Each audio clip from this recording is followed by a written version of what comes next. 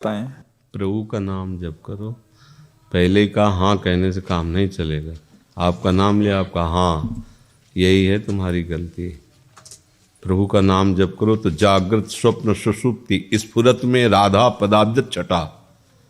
स्वप्न में भी, जागरण में भी, सुषुप्ति में भी प्रभु विराजमान रहेंगे। अब अपने को माने हो संसारी आदमी और परिवार को अपना प्रिय माने हो तो वही स्वप्न में आएगा। जो जागृत में अपना माना है वही स्वप्न में आता है। जन्म जन्मांतरों से जो हमने किया वही स्वप्न में आता है। स्वप्न कोई खास वस्तु थोड़ी है, भुलावा है, छलावा है एक। और अगर आप खास वस्तु जो प्रभु का नाम है, प्रभु का रूप है, उसका चिंतन करो तो वो भी स्वप्न में आने लगेगी। भक्तों के स्वप्न में भगवान की दिव्य लीलाएं, भगवान के दिव्य रूप, भक्तों के बड़े बड़े महापुरुषों के आगमन होते हैं।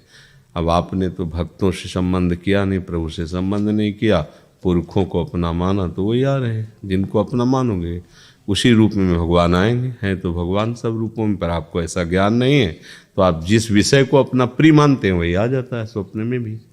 देखो ना, अगर आप भगवान का चिंतन करो तो आपको भागवतिक स्वप्न आने लगेंगे। जागृत स्वप्न सुषुप्ति स्फुरत में राधा पदाब्ज छटा। जागृत में यदि आपने चिंतन किया प्रियालाल का तो स्वप्न प्रियालाल के आने लगेंगे। प्रियालाल सुषुप्ति में भी विराजमान रहे।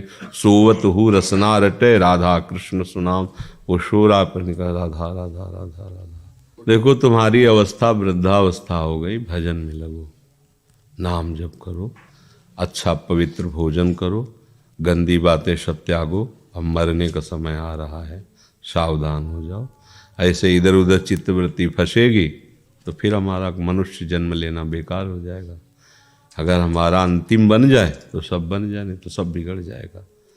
अब तो सोपान जो आने वाला है उसका नाम मृत्यु है, मानो या ना मानो, वो तो आने ही वाला है ना। श्रवण समीप भये श्रुत केशा, मनहु जरठपन असुपदेशा।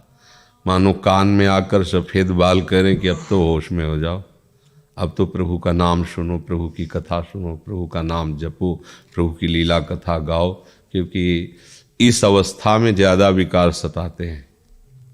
पहले हमें ऐसा लगता था कि जवानी में ज़्यादा विकार लगते हैं, लेकिन जवानी में जिसने अपने को शासन में नहीं लिया, इंद्रियों को, मन को, बुढ़ापे में बहुत बुरी तरह गंदा होता है वो, बहुत बुरी तरह। क्योंकि जीवन का परिणाम आना है ना, तो बुढ़ापे में मतलब आश्चर्य होगा आपको।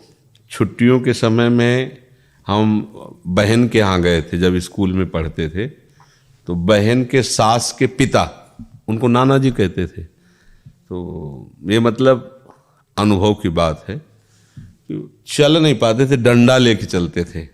तो बगल में ट्रक ड्राइवर का मकान था, उनकी पत्नी आती रहती थी बहन की सास से मिलने, ऐसे बैठने। तो वो उनके घर जाया चले गए, तो पिताजी कह के वो चाय देती थी। एक दिन उन्होंने 100 रुपया दिया, तो उनका पिताजी 100 रुपया किस काम का। फिर उन्होंने जो शब्द कहे ना, और चेष्टा ऐसी, तो उन्होंने कहा पिताजी आप पड़ोसी के पिताजी हो, आपकी अवस्था ऐसी, नहीं तो एक थप्पड़ में अभी आप लौट जाओगे। और उनको पकड़ के लाई, और वही छुट्टी में थे, जो स्कूल की छुट्टी जब होती थी गर्मियों में, तो रिश्ते नातेदारों के आ जाते। तो हमारी दीदी भी खड़ी थी, उनकी सास से कहा कि देखो दीदी, ये आपके पिताजी हैं, ऐसा ऐसा। तो हमें वो स्मृति थी, हमें लगा गजब पर गया। 90 वर्ष की अवस्था की बुढ़ा के अंदर संस्कार कितने गलत भरे हुए हैं। हमें लगता था कि ये केवल जवानी के नक्शे हैं, खत्म हुआ था, सब खत्म हो जाएगा।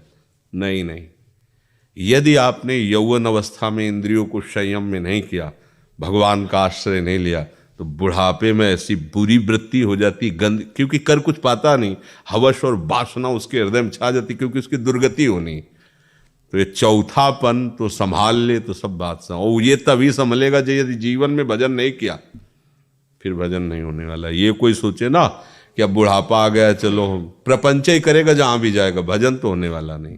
प्रपंच के सिवा कुछ नहीं होगा। हमने देखा है, जो जीवन में भजन नहीं किए उन वृद्धों के पास बैठ के देखो, लड़का बहू प्रपंच पड़ोसी इधर उधर की बातें बस, क्योंकि संस्कार ही नहीं बुद्धि में बने भजन के।